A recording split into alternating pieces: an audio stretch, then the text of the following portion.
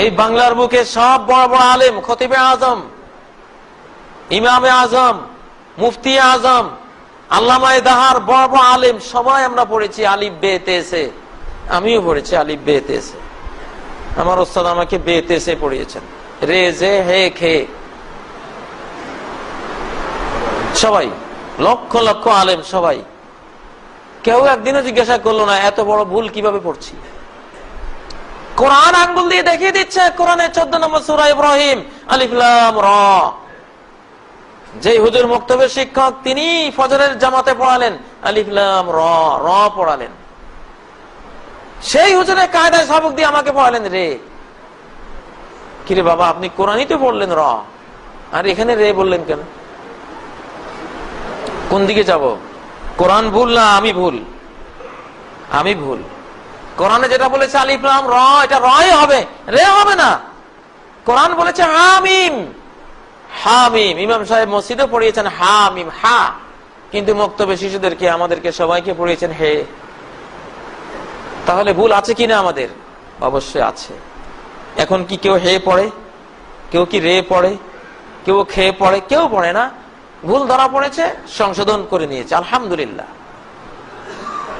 এইভাবে ভুল ধরা পড়বে, সংশোধন করে নিতে হবে। জাতীয় ডাক্তার ডাক্তার নুরুল ইসলাম সাহেব জাতীয় ডাক্তার হয়ে 1700 আইটেমের ঔষধ পরীক্ষা করে বলেছেন এগুলি বাতিল, এগুলি বিষ, এগুলি খাওয়া যাবে না। 1700 আইটেমের ঔষধ বাতিল করে দিয়েছেন। ঠিক আমাদের ধর্মকর্মে এত কুসংস্কার ঢুকে পড়ে আছে, শত শত আইটেম বাতিল করে দিলে আমাদের ইসলামিক স্বাস্থ্যটা সুন্দর হবে, ধর্মটা নির্ভেজাল হবে। কত মিলাদ ঢুকিয়ে রেখেছি, কত তরিকা ঢুকিয়ে রেখেছি, কত নকশবন্দি, কত চিস্তি, কত কাদেরি, কত মুজাদ্দিদি, কত হারুনি, কত শিয়া, কত ওহাবি, কত গরম সুন্নি, কত কি আমরা ঢুকিয়ে রেখেছি। আজীব তামাশা, ভেজাল আর ভেজাল আর ভেজাল।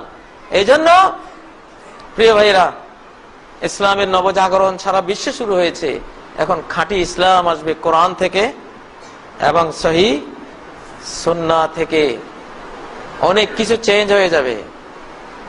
কিছু পরিবর্তন দেখলে মনে করবেন না যে এটা কি করলো, হয়তো এটাই ঠিক ছিল, এটাই ঠিক আছে, কিন্তু আমাদের দেশে প্রচার পায়নি। আজ থেকে 50 বছর আগে গ্যাস নামে একটা পদার্থ আছে, আমরা কেউ জানতাম না।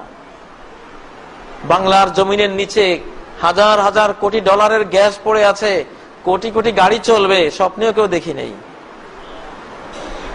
কিন্তু জিনিসটা ছিল, আছে। এখন তুলতে পেরেছি, আলহামদুলিল্লাহ, তুলেছি, ব্যবহারও করছি। এখন যদি গ্যাস দেখে কেউ বলে আমার বাপ চাচারা চলে গেছে গ্যাস ছাড়া, কখনো কোনোদিন গ্যাস দিয়ে গাড়ি চালাতে দেখি নেই, কোত্থেকে তুমি এটা নিয়ে আসছো, এটা আমি বিশ্বাস করি না, এটা বাদ দাও। আরে ভাই, গ্যাস ছিল তো, শত শত বছর থেকে এটা ছিল, আমরা আবিষ্কার করতে পারিনি। ইসলামে অনেক জিনিস আছে।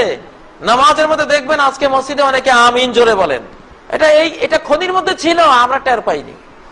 এখন খনি থেকে আহরণ করে আনা হয়েছে, টাটকা জিনিস, আমল করো।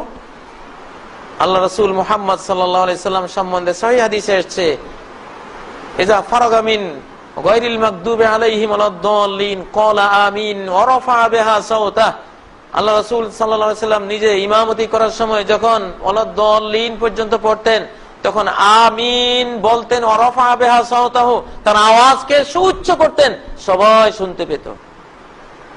এবং পেছনে সবাই আমিন বলতো, যেটা মক্কার বাইতুল্লাহতে কাবাতে, যে কাবার দিকে ফিরে সবাই নামাজ পড়েন, সেই কাবাতে এই আমিন জোরে আছে কিনা? অবশ্যই আছে। আমি এটাই দলিলে আছে, এটাই 62 সালের রেকর্ডে আছে, সিএস রেকর্ড, আরএস রেকর্ড, ডাড্ডা, কবলা, সব রেকর্ড পত্র এটার পক্ষে। আপনি যদি বলেন যে বাবারে আমার বাপ চাচারা করে নাই, ওনারা টের পান নাই, আমি তো টের পাই নাই। আমি কাজী ইব্রাহিমে তো আমার ছাত্র জীবনে জোরে বলতাম না, আমার ওস্তাদরাও জানতো না, আমিও জানতাম না। এখন আমার বাপ চাচারা গরু গাড়িতে করে হাট বাজার করেছে, সেই জন্য আমি কি বলবো, এখন প্রাইভেট কার, জিপ, এগুলি ভালো না। আমার বাপ চাচারা কেউ এগুলি ব্যবহার করেন নাই, অতএব যে গরু গাড়িতে আমার বাবা জীবন কাটিয়ে কবরে চলে গেছেন, আমার পিতামহ যে জীবন কাটিয়েছেন, সেই ঐতিহ্যবাহী ঐতিহাসিক গরুর গাড়ি দিয়েই আমি ঢাকা থেকে সিলেট আসবো, মাহফিলে অংশগ্রহণ করব। এই যদি আমি গরু গাড়িতে চড়ে রওনা দেই, আলহামদুলিল্লাহ মাসখানিক লাগবে আমার সিলেট পৌঁছতে।